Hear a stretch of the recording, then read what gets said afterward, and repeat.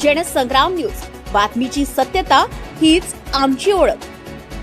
आमला तळेगाव आष्टी वरुड मार्गे रेल्वे संपर्काचं आश्वासन अजूनही अपूर्ण। आर्वी ते पुलगाव ब्रॉडगेजमध्ये रूपांतर करण्याची मागणी गेल्या अनेक वर्षांपासून प्रलंबित आहे। ब्रिटिशकालीन 1895 साली बांधलेल्या नॅरो गेज रेल्वे मार्गाचं ब्रॉडगेजमध्ये रूपांतर करून तो तळेगाव श्यामची पंत आष्टी वरुड मार्गे दिल्ली मेल रेल्वे आणि आवळा मिलिटरी कॅम्पशी जोडण्याची अपेक्षा आहे। या मार्गामुळे परिसराचा सर्वांगीण विकास आणि पुलगाव ते आवळा मिलिटरी कॅम्प थेट जोडले जाणार असल्याने प्रकल्प अत्यंत महत्त्वाचा मानला जातोय।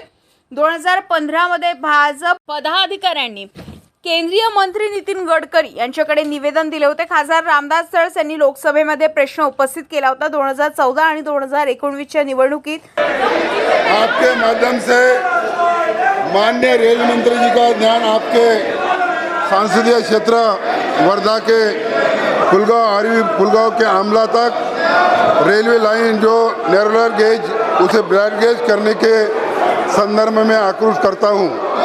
महोदया, ये दोनों छोटे लाइन ब्रिटिश काल में बनाई गई है, जिसको अब तक बड़ी लाइन में बनी हुई बदल गई है, जबकि पुलगांव रेलवे स्टेशन के पास एशिया खंड का सबसे बड़ा आर्मी डिपो है।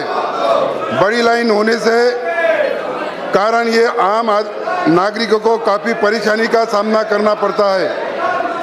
ट्रेन घंटों एक जगह पर खड़ी कर दूसरे ट्रेन के निकलना पड़ता है। महोदया, माननीय रेल मंत्री जी से आग्रह है कि इन दोनों रेल लाइन जो छोटी रेल लाइन है को बड़ी रेल लाइन में परिवर्तन करने की हेतु शीघ्र धन की व्यवस्था करे, कार्य आरंभ करने की कृपा करे। जिससे आम आश्वासन देण्यात आलं, मात्र प्रत्यक्ष काम सुरू झालं नाही। याचा फटका 2024च्या निवडणुकीमध्ये दिसून आले। एकीकडे खासदार अमर काळे यांनी हा मुद्दा संसदेत उपस्थित केलाय। पंतप्रधान नरेंद्र मोदी यांनी तळेगाव श्यामची पंत येथील सभेत उद्घाटनाची घोषणा केली असली तरी प्रत्यक्षात प्रकल्प अजूनही कागदावरच आहे। मलिक पटेल, जनसंग्राम न्यूज, आर्वी।